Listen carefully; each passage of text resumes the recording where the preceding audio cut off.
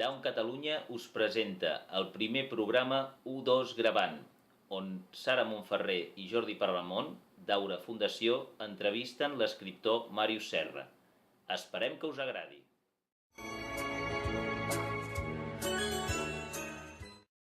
Pregunta número 1.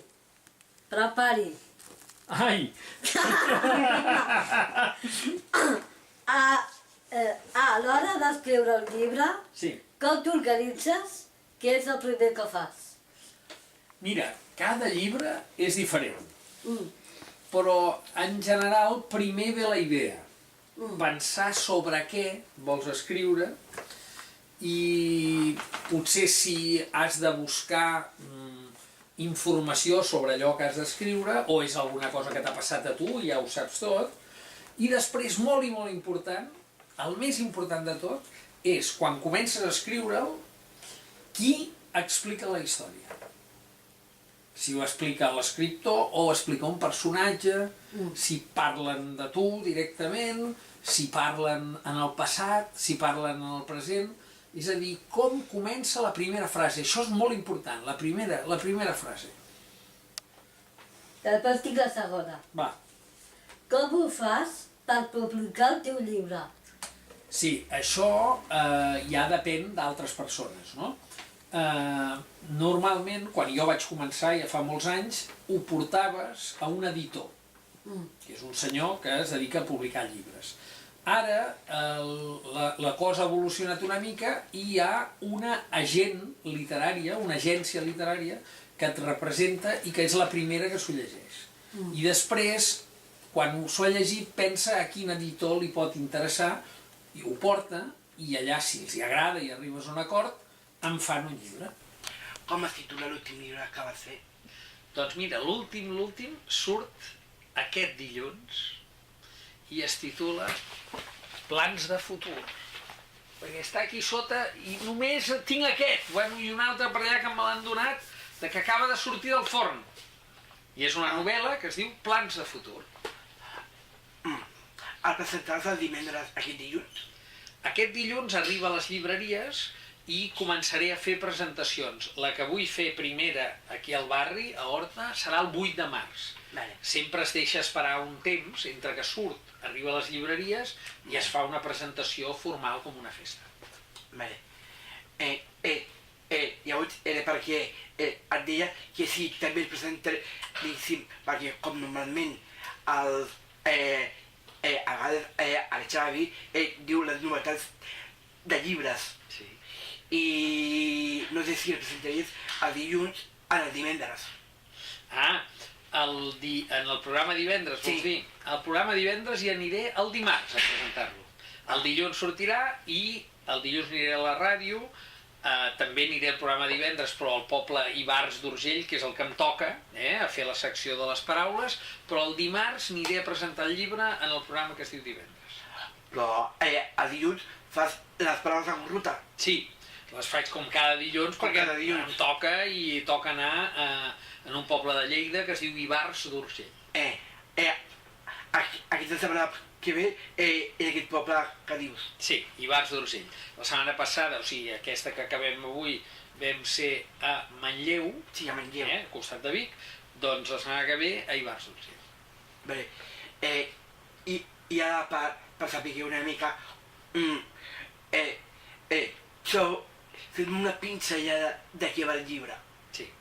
Mira, el llibre és la història d'un matemàtic que va existir, que va néixer amb discapacitat. Havia d'anar en cadira de rodes, no es podia moure, no podia caminar, no podia agafar les coses. Es deia Ferran Sunyer. Però el cap era molt bo fent matemàtiques. I les seves cosines, que el van cuidar, sempre van viure amb ell tota la seva vida, escrivien el que ell dictava, perquè ell no podia escriure, però ho escrivien tot. I llavors a mi em va agradar tant l'entorn d'aquesta família que vaig decidir fer una novel·la amb les cosines com a protagonistes, i Plans de futur és aquesta novel·la. Llavors, per acabar el meu torn, diguem com el vas sentir, com vas rebre el premi Globus d'Or Sant Jordi. Doncs, home, la veritat és que és una cosa que t'emociona bastant. Et diré un secret, ells et truquen una setmana abans, perquè vagis el dia aquell a recollir-ho, no? I saps on era jo quan em van trucar? Doncs era en un poble del costat de Banyoles, que es diu Serinyà. Amb l'Espartac. Sí, 2 minuts abans d'entrar en directe, i jo em pensava que no hi havia cobertura pel mòbil en tot el poble i estava tranquil, sabia que aquell dia ho decidien, i jo pensava, no, trucaran i trobaré el missatge, però amb l'Espartac sempre sortim a saludar dalt d'un campanar. Sí, és veritat, ja ho sé. Ens has vist més d'una vegada. Sí. Doncs aquell dia vam pujar al campanar de Serinyà i com que estàvem tan alts, era l'únic lloc del poble que sí que tenia cobertura. I 2 minuts abans d'entrar va sonar el telèfon, que jo no l'havia pagat, a la butxaca, amb la càmera, ja estava tot a punt, i em van dir que havia guanyat el Premi Sant Jordi. I que no ho podia dir a ningú. A ningú vol dir que no li vaig poder dir ni a l'Espartac, que el tenia al costat. I llavors, imagina't, l'emoció que vaig tenir en aquell moment va ser penjar el telèfon, somriure i saludar a la gent. Hola, bona tarda des de Serinyà. I per dins jo pensant, tinc ganes de saltar, estic content. Llavors, ara parlem de llibres. No sé si amb l'Espartac tens bona amistat, però tens algun futur amb l'Espartac per fer un llibre de paraules en ruta? Doncs mira, justament aquest mes per Sant Jordi també, d'aquí a poc, sortirà un llibre que es diu Divendres i que és de totes les seccions del programa i a tots els pobles que ha visitat l'Espartac, etc. I aleshores hi ha una petita secció de cada poble amb una llisteta que li he preparat jo de les paraules que hem dit. Però no és un llibre de les paraules en ruta, és un llibre de tot el programa, però com que surten tots els pobles que ha visitat ell, a cada poble també hi ha un requadre amb les paraules en ruta. Perquè és que jo l'Espartac el conec, perquè ja fa molts anys, des que va sortir a Malalt de Tere, que el conec. Perquè jo fa molts anys que porto TV3, des del 83. Carai, així són molts anys, Molts anys.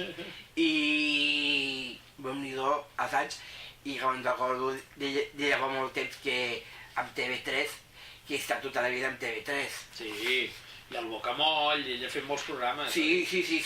No, si jo era un seguidor d'ell, era un seguidor d'ell del Bocamoll. Esclar. Era un seguidor d'ell del Bocamoll. I també quan hi havia el Cuní.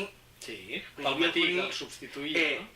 Sí, però feia les coses del trànsit. Sí senyor, bona memòria, Jordi?